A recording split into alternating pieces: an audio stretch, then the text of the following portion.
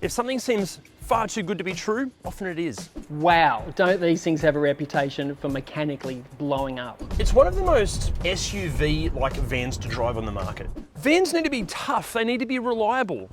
Are these? What actually goes wrong with these? What are they like to drive and live with? How are they aging? Tell you what, how about we answer all of those questions and so many more. But before we do that, we do need to set the scene. First of all, here in Australia, we know this as the Hyundai iLoad. However, depending on where you're watching this from, you may know it as the H1, the H300, the i300, or the Star-X, amongst a whole host of other names. Also, you might know it in minibus people mover form as the iMax. But no matter what it's called, it is a 5-door van body powered by a petrol or a diesel engine, sending power to the rear wheels via a manual or automatic gearbox. However, those diesel engines can vary on what power and fuel efficiency they deliver depending on the year. Other options include the rear orifice being accessible via either barn doors or a rear tailgate like this. And you can also get it as a traditional 3-seat van like this or a 6-seat crew cab. Now, this generation existed from 2008 to 2021, and in that time it received a couple of updates. Firstly in 2015, but most substantially in 2018, where it received a whole new fascia and a whole bunch of other stuff,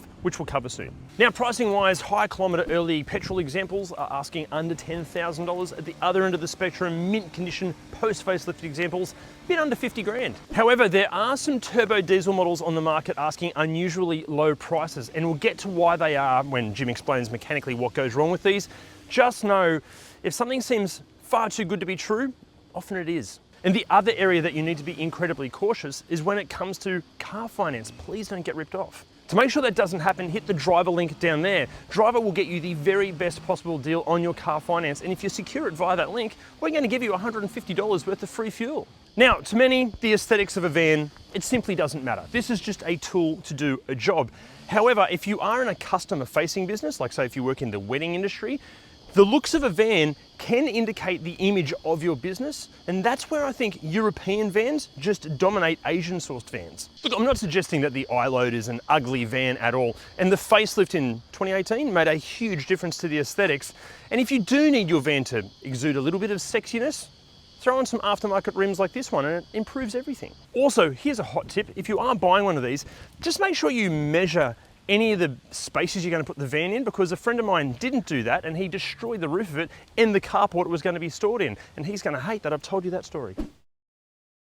Now inside, starting with what stuff you get if you want Apple CarPlay and Android Auto as standard, you're going to have to look at a post-2016 model. If it's before that, no big stress, but as you can see with this car, fitting that kind of technology is easy. Also, post-2016 models come with a reversing camera, that is super handy, and the automatic models also have cruise control fitted as standard. Otherwise, cruise control was an option and it was a bloody expensive option, so most people never optioned it. But aside from that, no matter what, the stereo absolutely sucks, but using everything else is super easy and you get everything that you'd expect, as you can see.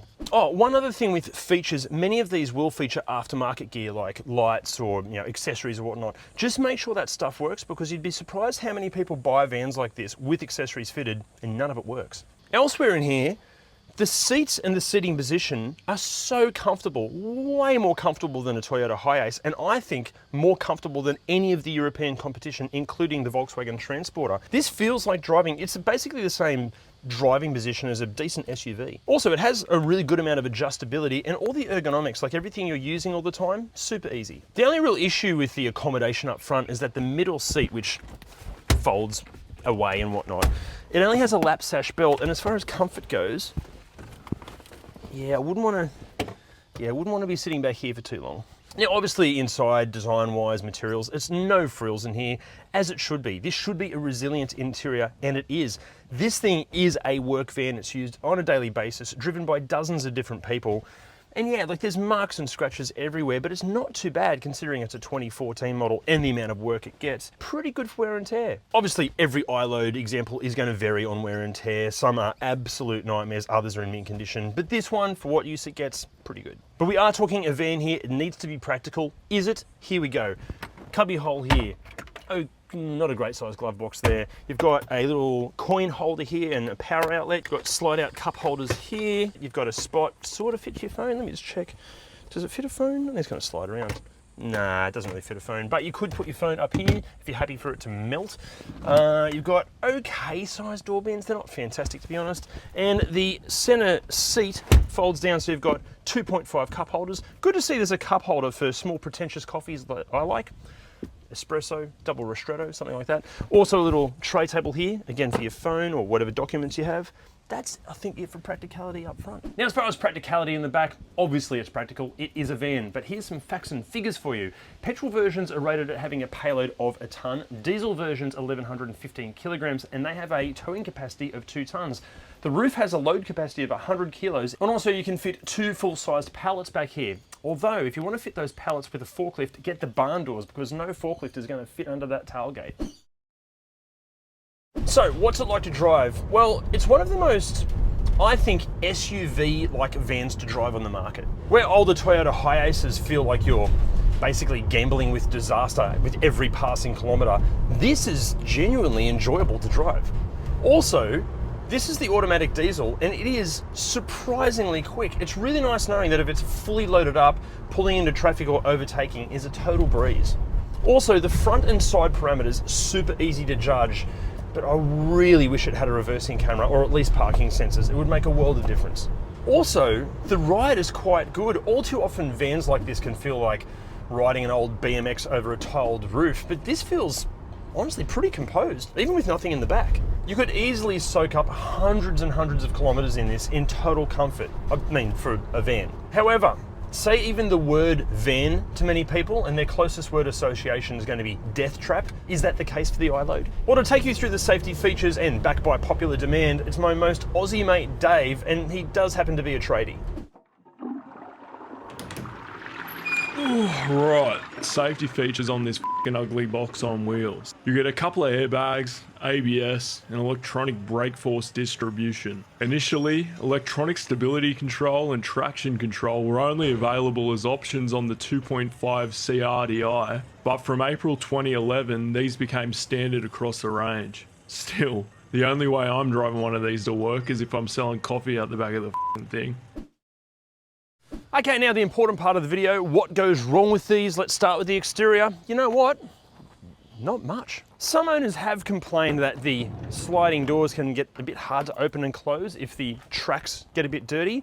This seems like a good sign of a lack of common sense. Just clean the tracks and they close easily. And then there are a couple of sporadic reports of minor rust issues, but it's only really isolated to vehicles that are living in cold climates with salted roads or on the beach. Actually, just on the rust thing, we've just noticed that in this van there is a little bit of surface rust forming here, so keep an eye on that. It's worth noting too, the tie-down points are attached to the floor, but this can restrict sliding things in and out, so many owners have actually removed the tie-down points and they've probably lost them. This didn't pop up in the research with the owners groups and forums, but on this particular example, some of the plastic's kind of degrading there and just here and up on the roof as well. Is that common for you? Also, some owners despise the fact that OEM wiper blades cost far too much, and some aftermarket ones can be a nightmare to fit. Luckily, WiperTech can solve both of those issues and they work beautifully, and you can get 15% off and free express shipping if you buy them via the link down there. Okay, now common problems inside, nothing really. While some of its European competitors can have all sorts of electrical gremlins, these, no.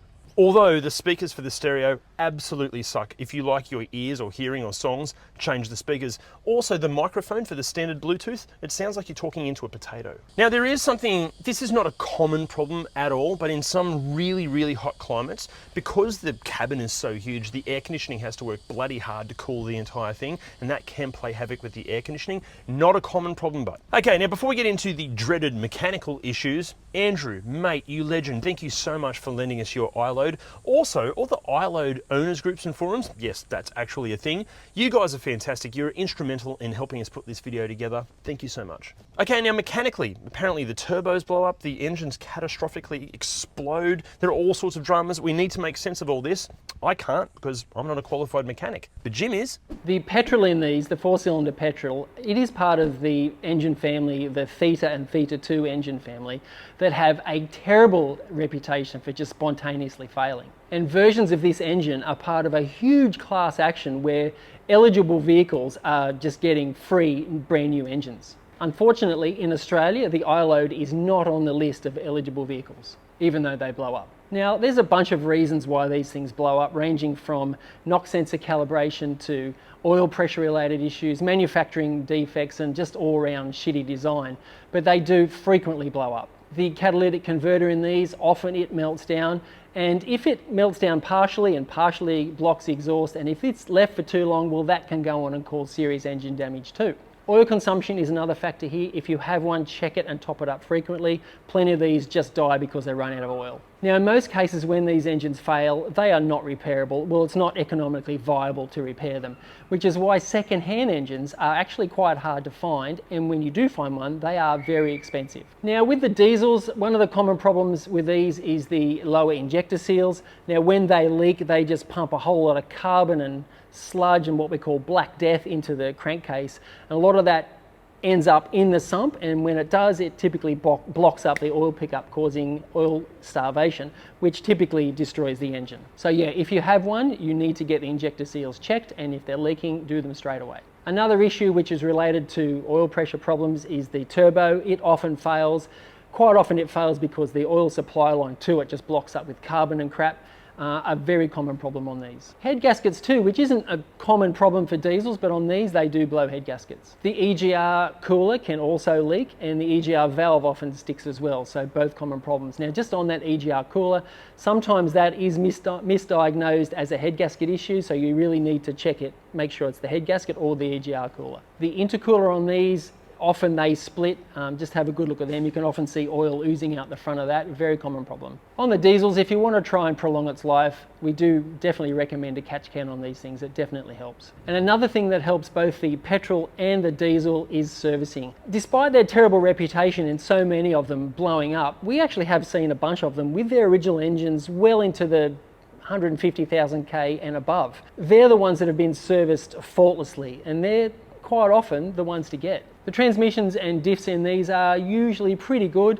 The manuals, quite often it's the dual mass flywheel that actually fails before the clutch, and you'll hear that rattling away, but it comes as a clutch and flywheel assembly. Do it all at once. Now, I know that sounds like all doom and gloom, but there are plenty of them out there that have never had any complications at all. And another good thing about these, they are mechanically very simple. For those of you that want to repair it yourself, well, this is actually not a bad car for you. Okay, so after all of that, should you buy one of these?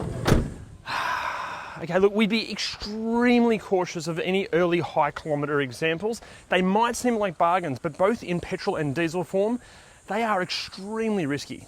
But when it comes to the more recent lower kilometre examples, look, these should be far less risky, but still it needs to have a full and thorough service history. Make sure you have a pre-purchase inspection carried out. And if it ticks all of those boxes, then yeah, you should buy one. But here's a hot tip. We'd be avoiding any ex-fleet I-loads. Look, I remember how I used to drive delivery vans when I was in my early 20s. Plenty of these are driven by guys in their early 20s. It's a great recipe for mechanical disasters. Try to buy an I-load that has been used for private use, or at least buy the boss's ex-I-load. But if all of this seems far too risky, maybe you should buy one of these instead. But here's a question, if you don't buy that or this, what do you buy? Let us know in the comments. See you next time. I know how I used to drive delivery vans when other options include the rear orifice being accessible via either barn doors,